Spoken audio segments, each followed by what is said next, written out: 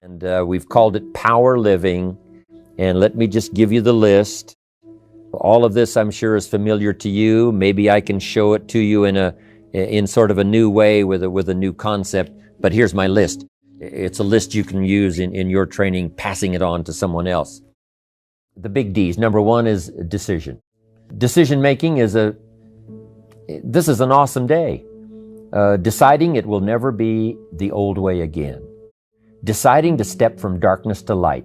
Deciding to step from inactivity to activity. Deciding to make the turn. Deciding to turn around. Deciding to live a new life. You cannot believe how much can open up to you the day you decide. Power living is decision making. Next is desire. Who knows why some people have unusual desire, and some people it takes a while for it to cultivate. Here's what I do believe. The possibility for high desire that can create the most extraordinary life, I promise you, that resides in all of us. That resides in everybody. Sometimes it's been suppressed, sometimes brutally.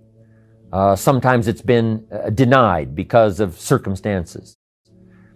Sometimes because of influence. Sometimes because of an extraordinarily bitter or difficult family situation. The desire never gets a chance. It never sees the light of day.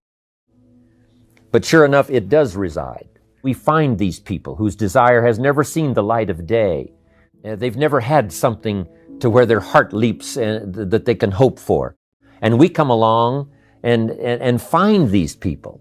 Now, sometimes we find them and sometimes they find us, but however it happens, it is a unique opportunity for us to perhaps awaken desire in someone so that it flourishes and grows and serves as an incredible force. And they were responsible because they made the decision, but we can take part of the credit because we found them. We opened the door, we opened the window, we handed them a piece of literature, we invited them to a meeting. We let the beginning words of our vocabulary start a process. Now, they can have desire that can affect their lives forever. So the first D was decision, second was desire. Here's the third one that makes everything possible and turns imagination into reality, and it's called discipline. For some people, they see discipline as sort of an ugly word. Don't talk to me about discipline. But what you must understand is discipline is a most incredible creative force. Discipline builds a career. Discipline develops good health. Discipline forms the most incredible marriage. Discipline puts together a friendship that won't quit forever. Discipline develops skills that can be magnified, and touch the world. Discipline opens up music. You can't have incredible music without discipline. We call architecture and music, and we call playing an instrument.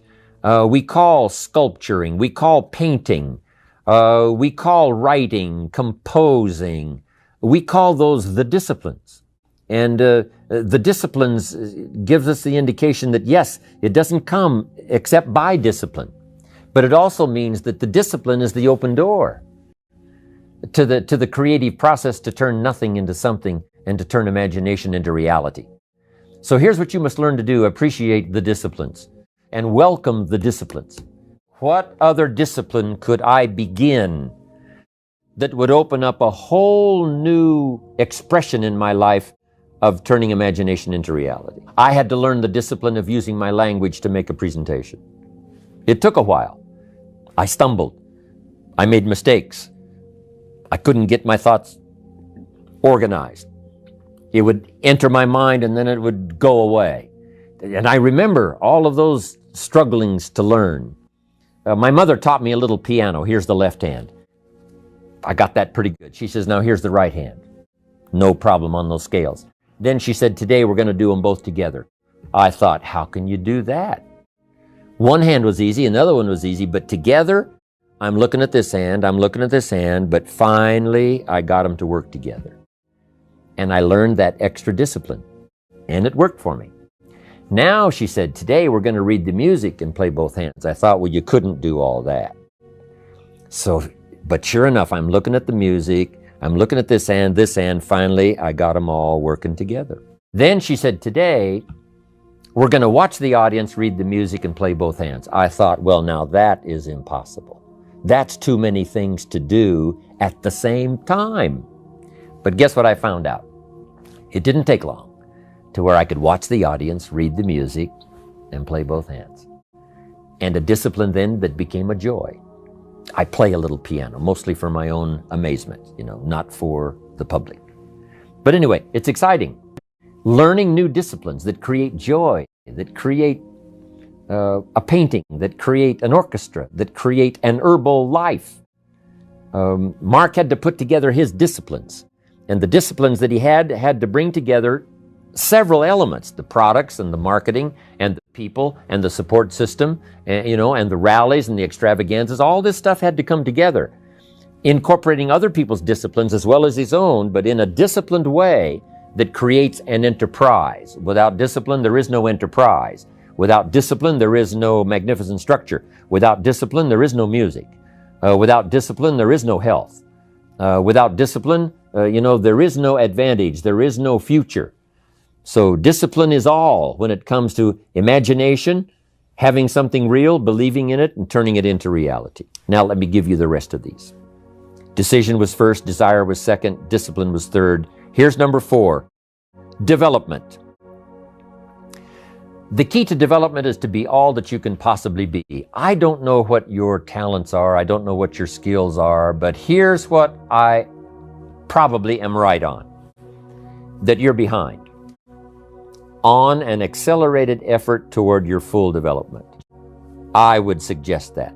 Now, for some of you, I know that's probably really not true. Look at my own life, because, I'm tempted to procrastinate just like everybody else. I should have written 30 books by now. I've only written 4 or 5. I should have done a lot of things, but I haven't. I got distracted, and all of us, have these challenges. But what could I become? What could I become? I had one of my dearest friends. I've lost him. He died at age 53. One day, and he drank a little too much. David drank a little too much, but he did all kinds of things. He was a builder, and he was a dreamer, and he did a lot of things. But his drinking sort of kept him in a fog for like years and years. About 6 years ago, he was sitting at the yacht club, and he was in a fog. And suddenly it occurred to him, I wonder what I could have accomplished all these years if I hadn't have been in this sort of foggy state.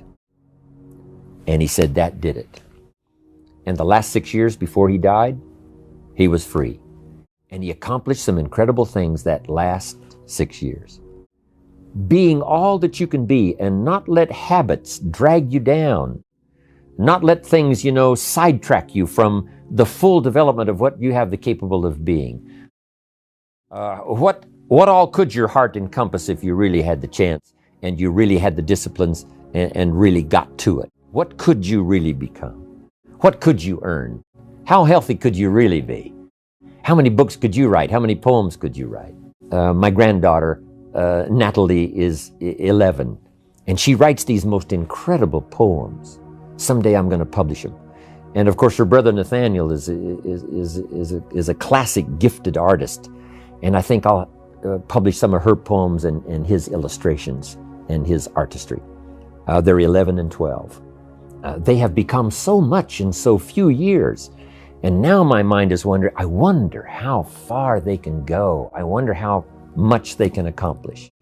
So here's what I would ask of you. If you feel that you're a little bit stalled, wherever you are in your progress, I'm asking you to correct that. I'm asking you to see if you can't possibly be on a more accelerated track toward your possibilities and your full development.